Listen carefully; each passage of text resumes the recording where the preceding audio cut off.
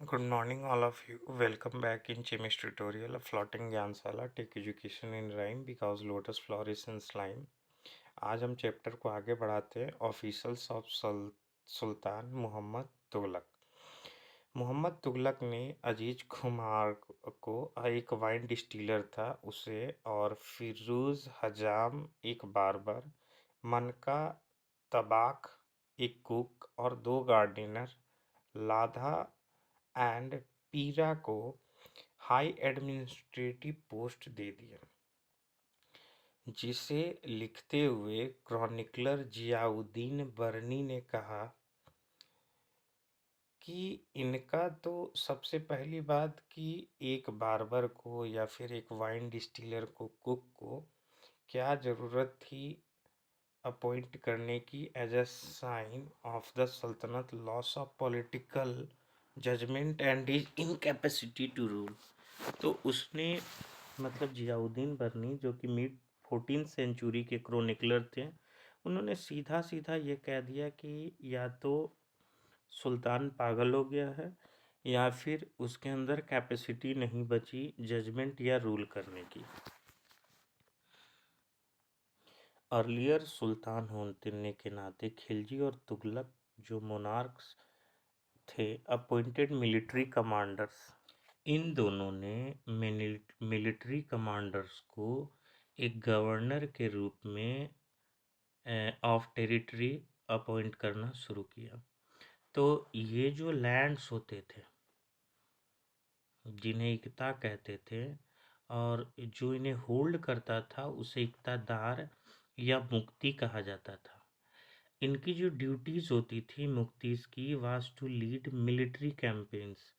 इन्हें military campaign को lead करना होता था और लॉ एंड ऑर्डर को मेंटेन करना होता था अपने इक्ताज में, और इसके एक्सचेंज में इन्हें मिलिट्री सर्विसेज दी जाती थी। मतलब ये लोग मिलिट्री सर्विसेज देते थे इसके एक्सचेंज में। और मुक्ति जो थे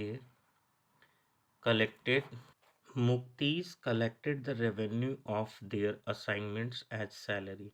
और मुक्ति जो रेवेन्यू कलेक्ट करते थे वही उन्हें सैलरी के रूप में मिलता था। या फिर और ये लोग ऑल्सो क्या करते थे कि सोल्जर्स जो उनके पास होते थे मुक्तीज या इक्ताज के पास, वो उन्हें भी इन्हीं लैंड रेवेन्यू से सैलरी पेड किया करते थे। ये जो मुक्तीज होते थे ये most effective if their office was not inheritable and if they were assigned iqtas for a short period of time. तो मतलब इस पर सुल्तान जो थे अपना कंट्रोल रखने के लिए मेनली अलाउद्दीन खिलजी और मोहम्मद तुगलक ने क्या किया कि ये बातें सीधे सीधे रखती कि इक्ताज या जो मुफ्तीज होंगे मुक्ति या इक्तादा, ये पोस्ट जो होगा अगर किसी को दिया गया है तो उसके बेटे को ये पोस्ट नहीं दिया जाएगा। मतलब ये पोस्ट हेरिडिटरी नहीं होगा।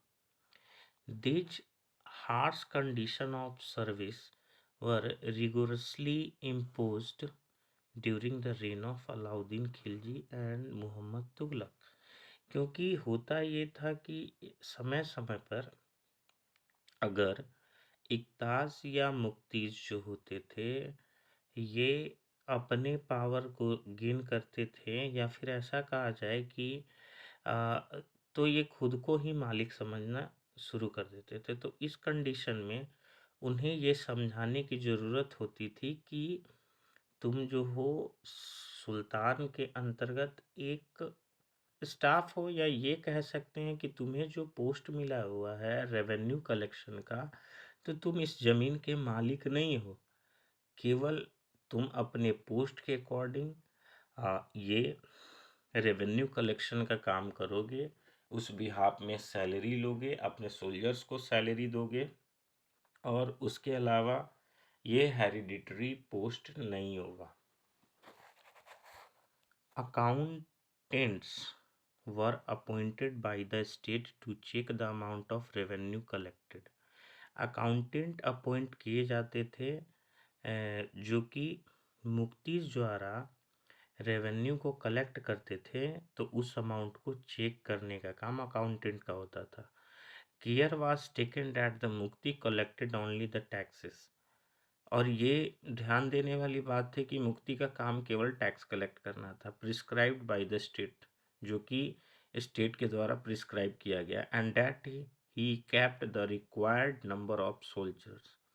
और अब उसी कारण से इन्हें मतलब जो मुक्तिज या इक्ताज होते थे वो अपने पास जरूरत के हिसाब से नंबर ऑफ सोल्जर्स रखते थे जितने सोल्जर्स की जरूरत पड़ती थी।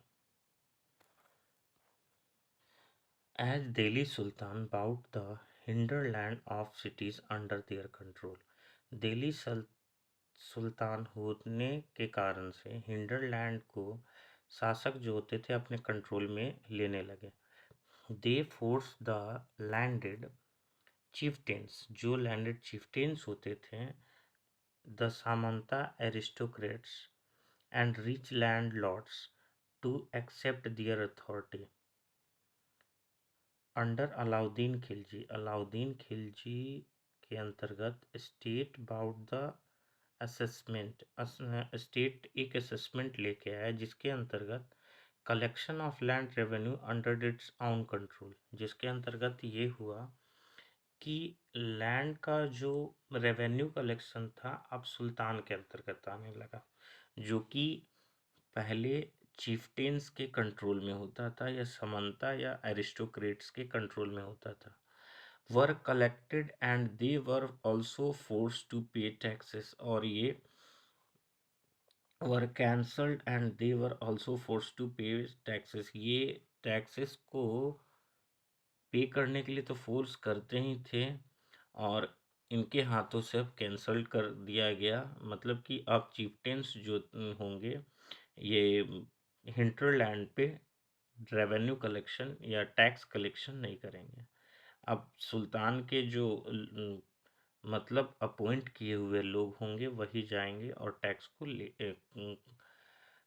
को कलेक्ट करेंगे। सुल्तनत एडमिनिस्ट्रेटर्स मेजर द लैंड, सल्तनत के जो एडमिनिस्ट्रेटर्स थे वो सीधा सीधा जाते थे और उस एरिया में लैंड को मेजर करते थे एंड केप्ट केयरफुल अमाउंट्स, और एक केयरफुल अमाउंट रखते थे और वही सारे मतलब उस जमीन का टैक्स उतना ही लिया जाता था।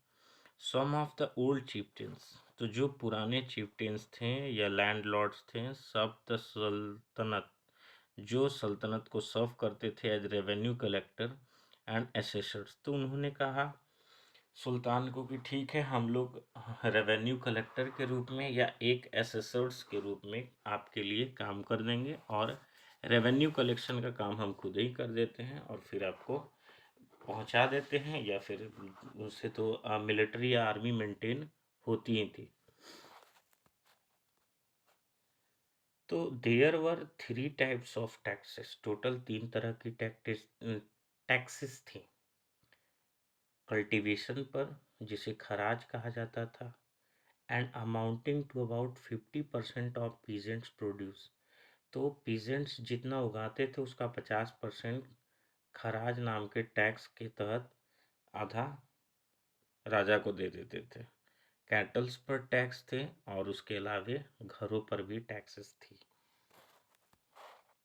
ये बातें याद रखने वाली हैं, मतलब जो कि इम्पोर्टेंट थी, that last part of the sub continent remain outside the control of Delhi सल्तनत, तो मतलब बहुत बड़ा सब कॉन्टिनेंट ऐसा था जो दिल्ली सुल्तान के कंट्रोल से बाहर था और यहाँ डिफ़िकल्ट था कंट्रोल रखना प्रोविंसेस पर, जैसे कि Bengal from Delhi and soon after annexing southern India. तो इसमें अब बातें ये थी कि अब हम दिल्ली में बैठे हैं तो दिल्ली से बंगाल पे कंट्रोल रखना या सदर्न इंडिया में कंट्रोल रखना या उन इनेक्स करना काफ़ी ज़्यादा मुश्किल हुआ करता था। The entire reason became independent, पूरा का पूरा रीजन समय समय पर इंडिपेंडेंट हो जाता था, और मेनली गंगेस्टिक प्लेन का इलाका। तो मेनली जो वहाँ के लोकल चीफ्टेन्स हुआ करते थे, वो क्या करते थे, अपने रूल को इस्टेब्लिश करते थे अपने रीजन में, क्योंकि सल्तनत की जो फोर्सेस होती थी वहाँ पर पेनिट्रेट नहीं कर सकती थी।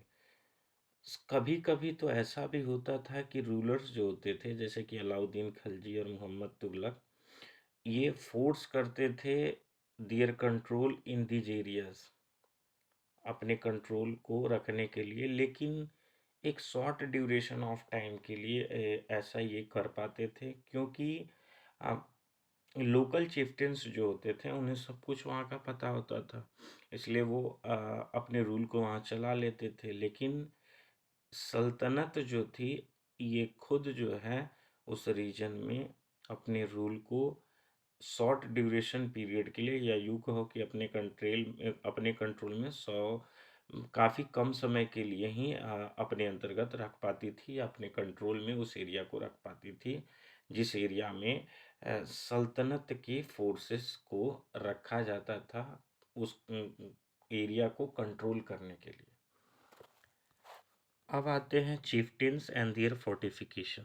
इब्न बतूता ने 14th सेंचुरी में, जो कि मोरक्को अफ्रीका से आया था, उसने ये बताया कि चीफ्टेंस जो होते थे कभी कभी फोर्टिफाइड देमसेल्फ इन माउंटेन्स, ये अपने आप को कभी माउंटेन में फोर्टिफाइड कर लेते थे, in rocky uneven and rugged places as well as in bamboo groves, और कभी कभी बैम्बू ग्रोव्स में भी। इंडिया में bamboo is not hollow, India में बैम्बू होलो नहीं होता है, और ये काफ़ी बड़े बड़े होते हैं। Its several parts are so intertwined that even fire can not affect them, और ये अपने आप को इस तरीके से इंटरवाइंड रखते थे कि ये इन्हें फायर भी अफेक्ट नहीं करता था, and they are on the whole very strong, और ये जो लोकल चिफ्टेंस होते थे ये काफ़ी ज़्यादा स्ट्रॉन्ग होते थे। चिफ्टेंस लिव इन दिस फॉरेस्ट, चिफ्टेंस इन जंगलों में रहा करते थे, विच सर्व देम एज रैम्पार्ट, और जो कि उन्हें रैम्पार्ट के रूप में सर्व करता था, inside which are their cattle and their crops, और उस जंगल के अंदर उनके कैटल और मवेशी के अलावे क्रॉप्स भी हुआ करते थे, मतलब वो जंगल के अंदर ही क्रॉप्स भी उगा लेते थे और अपने मवेशियों को भी रखते थे। There is also water for them within, that is rain water, और जो रेन वाटर होता था उसे वो लोग कलेक्ट करते थे और उसे इस्तेमाल भी कर लेते थे। Hence they can not be subdued except by powerful armies who entering this forest cut down the bamboos with a specially prepared instrument। और लेकिन जो पावरफुल आर्मीज होती थी सुल्तान की, वो जंगल में सरवाइव नहीं कर पाती थी, या रेन वाटर से बहुत लंबे समय तक अपने आप को नहीं बचा पाती थी, जबकि लोकल चिफ्टेंस जो होते थे वो बचा पाते थे। ये लोग बम्बू को काट कर उसे इंस्ट्रूमेंट के तौर पर भी इस्तेमाल कर लिया करते थे, और या फिर इंस्ट्रूमेंट बना लेते थे।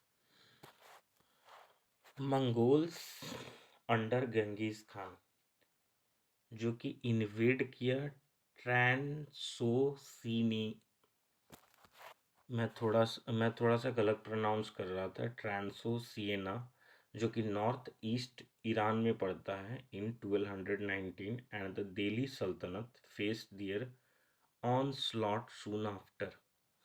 मतलब कि दिल्ली सल्तनत को ये काफ़ी ज़्यादा फेस करना पड़ रहा था, मेनली तो अलाउद्दीन खिलजी के रेन में और अर्ली ईयर्स ऑफ मोहम्मद बिन तुगलक के रेन में, कि मंगोलों का आक्रमण गेंगिस खान के अंतर्गत हो रहा था, और this forces the two rulers to mobilize a large standing army, और ये दोनों जो थे अलाउद्दीन खिलजी या मोहम्मद तुगलक, ये इनकी लार्ज स्टैंडिंग आर्मी थी इन दिल्ली, विच पोज्ड अ हुज एडमिनिस्ट्रेटिव चैलेंज, और लेकिन इन्हें इनके सामने मतलब एडमिनिस्ट्रेटिव चैलेंज थी ये, जो मंगोलों का आक्रमण था, क्योंकि ये इनके समय में धीरे धीरे बहुत ज़्यादा बढ़ने लगा था।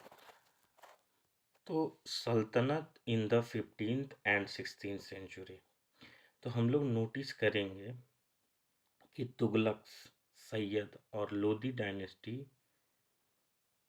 रूल रूल की बारी बारी से दिल्ली सल्तनत पर, और दिल्ली राजधानी रही।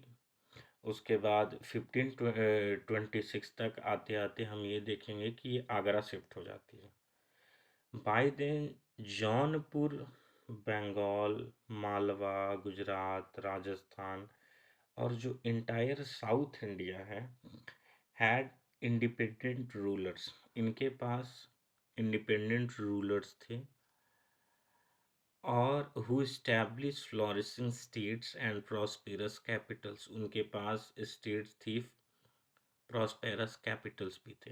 हाँ, तो मैं बात कर रहा था दिल्ली और दिल्ली से आगरा शिफ्टिंग की। तो दिल्ली सल्तनत में दिल्ली जो थी वो सेंटर बनी रही, लेकिन जब हम बात करेंगे मुगल एम्पायर आते आते ये आगरा में शिफ्ट हो जाएगी, मतलब रूल आगरा से चलाया जाने लगेगा। This was also the period which saw the emergence of new ruling groups. तो अब नए रूलिंग ग्रुप्स उभर के सामने आने लगेंगे, जैसे कि अफगान्स और राजपूत थे। तो state establish in this period were small but powerful. कुछ स्टेट्स ऐसे थे जो कि स्टैब्लिश हुए हैं, छोटे थे लेकिन काफ़ी ज़्यादा पावरफुल थे, एंड एक्सट्रीमली वेल एडमिनिस्ट्रेटिव, और काफ़ी ज़्यादा, मतलब एडमिनिस्ट्रेटेड एक्सट्रीमली वेल, मतलब बहुत अच्छे तरीके से उन्हें एडमिनिस्ट्रेट किया जाता था, भले ही छोटा साम्राज्य हो। जैसे कि एग्जांपल ले हम शेर शाह की, तो शेर शाह जो था 1540 से 1545 में, जब इसने अपने स्टार्टिंग कैरियर में एज अ मैनेजर अपने अंकल के टेरिटरी में, छोटी सी टेरिटरी में मैनेजर था, और वहाँ से इसने अपना सफ़र शुरू किया। Eventually challenged and defeated the Mughal emperor Humayun. उसके बाद इसने मुगल एम्परर हुमायूं को हरा दिया 1530 से 1540 तक, और उसके बाद 1555 से 1556 शेर शाह ने दिल्ली को कैप्चर किया और इस्टेब्लिश किया अपनी खुद की डायनेस्टी, जिसका नाम सूर था। हालांकि सूर डायनेस्टी जो थी रूल्ड फॉर ओनली 15 ईयर्स, केवल 15 साल तक ये रूल करेगी 1540 से लेके 1555 तक, क्योंकि हुमायूं को ही हराने के बाद, मतलब 1440 में हराने के बाद सूर डायनेस्टी का इस्टेब्लिशमेंट होगा शेर शाह सूरी के द्वारा। और अब बातें ये थी कि इसने इंट्रोड्यूस किया एडमिनिस्ट्रेशन को, that borrowed element from Alauddin Khilji, जो कि उसके कुछ एलिमेंट अलाउद्दीन खिलजी से लिए गए, and made them more efficient, और काफ़ी ज़्यादा इफ़िशिएंट बनाया गया। लेकिन शेर शाह सूरी का जो एडमिनिस्ट्रेशन था became the model followed by the great emperor. तो शेर शाह सूरी का एडमिनिस्ट्रेशन जो था एक मॉडल था, जो कि ग्रेट एम्परर अकबर के द्वारा भी फॉलो किया गया 1556 से 1605 के दौरान, when he consolidated the Mughal empire, जब इसने मुगल एम्पायर को मजबूत किया, कंसोलिडेट किया। ओके फ्रेंड्स, आज के लिए इतना ही। फिर अगले दिन मुलाकात होगी नए चैप्टर के साथ। Okay, thank you.